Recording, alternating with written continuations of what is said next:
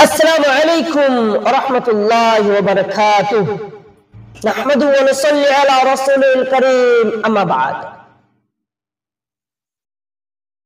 ان الصلاة تنهى عن الفحشاء والمنکر۔ قرآن کریم کے اندر بہت سے آیتیں موجود ہیں نکاح نماز کے متعلق۔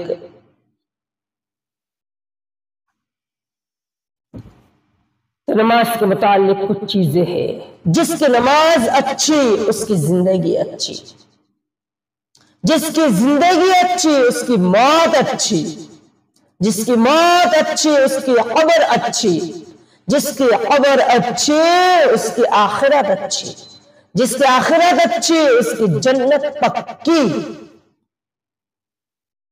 اللہ اس کے چہرے کو روشن کرے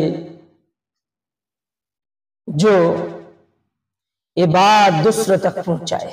آمین ثم آمین یا رب۔